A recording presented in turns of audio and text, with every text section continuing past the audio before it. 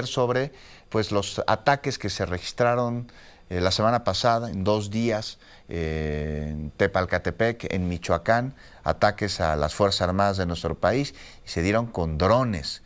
Agradezco enormemente a David Saucedo, analista en temas de seguridad, que nos acompaña esta mañana aquí en Fórmula Noticias para hablar de este tema que no es menor. Por supuesto, lo de los ataques en Tepalcatepec, en Michoacán, pero que se estén utilizando drones. Hace como 2 semanas ya medio hablábamos de este tema. David, bienvenido. Muy buenos días. ¿Cómo estás? ¿Qué tal, Juan? Qué gusto saludarte a ti en la auditoría, a tus órdenes. Pues bueno, se dan estos ataques con drones en Michoacán esta semana, 2 días seguidos en Tepalcatepec, en donde señalan que estos drones están están teniendo 2 orígenes distintos, David. Uno, están viniendo de los Estados Unidos, donde ya vimos que en instalaciones militares de los Estados Unidos se les perdieron algunas armas de este tipo y terminaron en manos de la delincuencia organizada aquí en México. Y no me estoy refiriendo a Rápido y Furioso, sino a cosas que están sucediendo en estos días. Y otros los están fabricando de manera, ellos les llaman artesanal, que a mí de artesanal no me parece nada.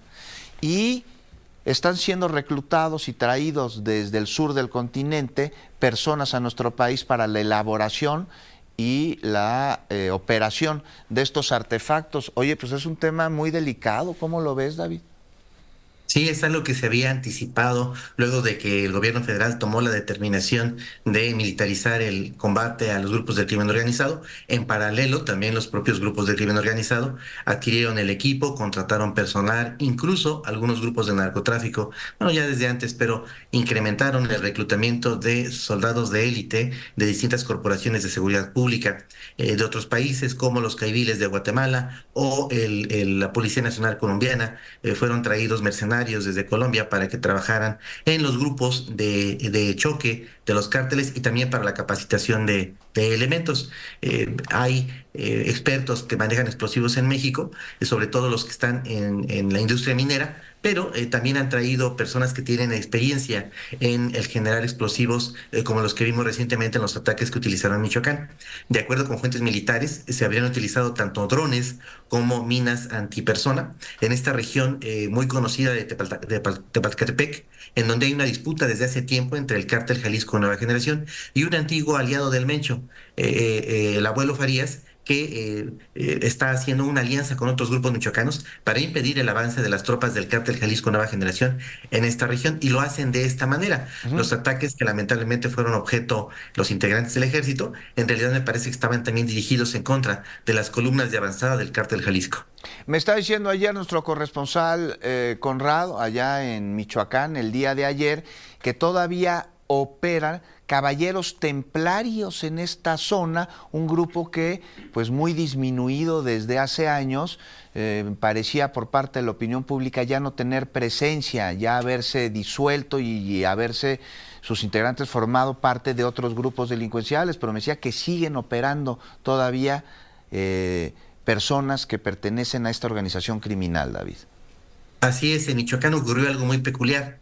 En un principio, cuando el cártel Jalisco invade Michoacán, prácticamente hubo una alianza, una confederación de mafias criminales, los Caballeros Templarios, la familia michoacana, los Viagras, los grupos de autodefensa, varios grupos se unieron para enfrentar al cártel Jalisco. Con el tiempo y debido a las capacidades de alianzas políticas que tienen los operadores del Mencho, los grupos michoacanos se dividieron y la mitad de las mafias criminales michoacanas están del lado del cártel Jalisco y la mitad está en contra. La pacificación de algunas regiones de Michoacán no se debió a que las corporaciones de seguridad pública estatales o federales hayan logrado contener la violencia homicida en esas regiones. Se debe a una paz narca que pactó un segmento de las mafias michoacanas con el cártel Jalisco Nueva Generación para enfrentar a otros grupos como los Viagras, el abuelo Farías o los Caballeros Templianos, que en efecto están muy disminuidos, pero siguen operando en la zona.